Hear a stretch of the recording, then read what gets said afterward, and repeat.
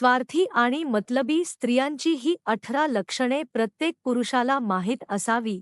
नमस्कार मित्रांनो, एखाद्या स्त्रीच्या काही सवयी पाहून तिचा स्वभाव, तिचे विचार आणि ती संसाराकडे कशा दृष्टीने पाहते याचा अंदाज घेता येतो का? याचे उत्तर सरळ हो किंवा नाही असे देता येणार नाही. कारण प्रत्येक व्यक्तीची परिस्थिती, संस्कार आणि विचार वेगळे असतात. त्यामुळे आज आपण कोणत्याही स्त्रीला चांगली किंवा वाईट ठरवणार नाही, तर नात्यामध्ये स्वार्थीपणा, असहकार किंवा अविचारी वागणूक दिसली तर ती कशी ओळखायची याबद्दल समजून घेणार आहोत. शेवटपर्यंत ऐका, कारण यातील काही गोष्टी पुरुषांनाही तितक्याच लागू होतात. सर्वात पहिले म्हणजे सतत दुसऱ्याचा अपमान करणे.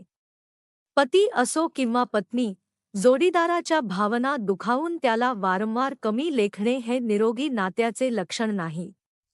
मतभेद प्रत्येक संसारात होतात, परंतु प्रत्येक वेळी समोरच्याला चुकीचे ठरवणे, त्याच्या मताला किंमत देणे आणि मुद्दाम त्याचा अपमान करणे यामुळे नात्यामध्ये दुरावा निर्माण होऊ शकतो. दुसरी गोष्ट म्हणजे कुटुंबातील मोठ्या व्यक्तींशी असलेली वागणूक. घरातील प्रत्येक व्यक्तीशी आदराने वागणे चांगली गोष्ट आहे. मात्र आदर म्हणजे अन्याय सहन करणे असा अर्थ नाही. सासरच्या किंवा माहेरच्या व्यक्तींमध्ये काही मतभेद असतील तर ते शांतपणे बोलून सोडवण्याचा प्रयत्न करणे अधिक योग्य ठरते. कोणत्याही एका बाजूचा अंधपणे पक्ष घेण्याऐवजी परिस्थिती समजून घेणे महत्त्वाचे आहे. तिसरे म्हणजे पैशांबाबतची सवय. गरजा आणि इच्छा यामध्ये फरक समजणे, उत्पन्नाचा विचार न करता सतत खर्च करण्याचा आग्रह धरणे किंवा आर्थिक निर्णयांमध्ये जोडीदाराशी चर्चा न करणे यामुळे संसारावर ताण येऊ शकतो. पैसा हा नात्यापेक्षा मोठा नसला तरी आर्थिक नियोजन हा सुखी संसाराचा महत्त्वाचा भाग आहे. त्यामुळे दोघांनी मिळून उत्पन्न, खर्च, बचत आणि भविष्यातील गरजा याबद्दल स्पष्टपणे बोलणे आवश्यक आहे. चौथी गोष्ट म्हणजे प्रत्येक निर्णयामध्ये फक्त स्वतःचा फायदा पाहणे. नात्यामध्ये दोघांच्या गरजा आणि भावना महत्त्वाच्या असतात. एखाद्या व्यक्तीला नेहमी स्वतःचेच म्हणणे मान्य करून घ्यायचे असेल आणि समोरच्याच्या अडचणींकडे सतत दुर्लक्ष करायचे असेल तर नात्यात असमतोल निर्माण होऊ शकतो. अशा वेळी आरोप करण्यापेक्षा शांतपणे संवाद साधणे अधिक योग्य आहे. पाचवी गोष्ट म्हणजे घरातील वैयक्तिक गोष्टी प्रत्येक व्यक्तीला सांगत राहणे. संसारात काही समस्या निर्माण झाल्या तर विश्वासू व्यक्तीचा सल्ला घेणे चुकीचे नाही. परंतु पती-पत्नीमधील प्रत्येक छोटा वाद नातेवाईक, शेजारी किंवा इतर लोकांमध्ये सांगत राहिल्यामुळे परिस्थिती अधिक गुंतागुंतीची होऊ शकते. त्यामुळे कोणती गोष्ट खाजगी ठेवायची आणि कोणती गोष्ट मदतीसाठी सांगायची याचे भान असणे आवश्यक आहे. सहावी गोष्ट म्हणजे जबाबदाऱ्यांपासून सतत दूर पळणे.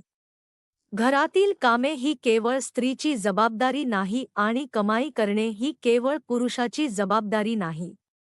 आजच्या काळात संसार म्हणजे दोघांची भागीदारी आहे. घरकाम, आर्थिक नियोजन, मुलांची काळजी आणि इतर जबाबदाऱ्या परिस्थितीनुसार दोघांनी वाटून घेतल्या तर नात्यामध्ये समतोल राहतो. सातवी गोष्ट म्हणजे रागावर नियंत्रण नसणे.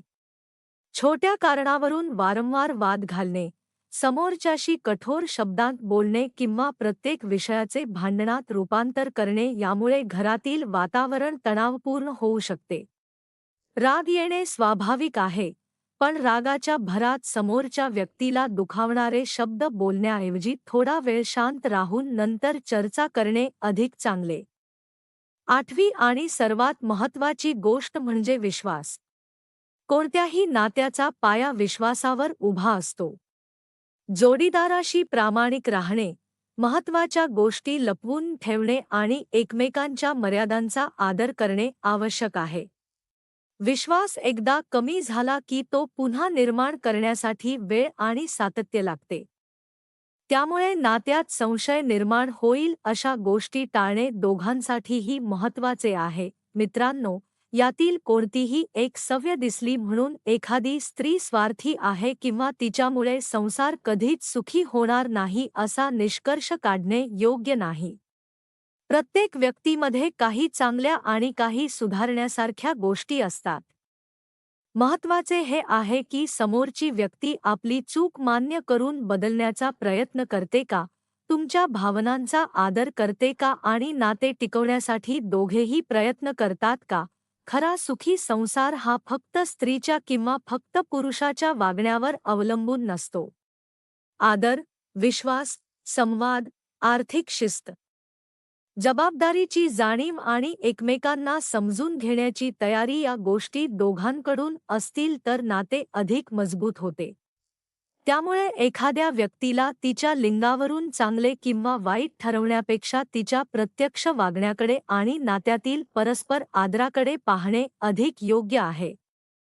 शेवटी संसार टिकवणारी गोष्ट कोणाची सत्ता नाही, तर दोघांची समजूतदारपणा आणि एकमेकांसाठी केलेली प्रामाणिक साथ असते.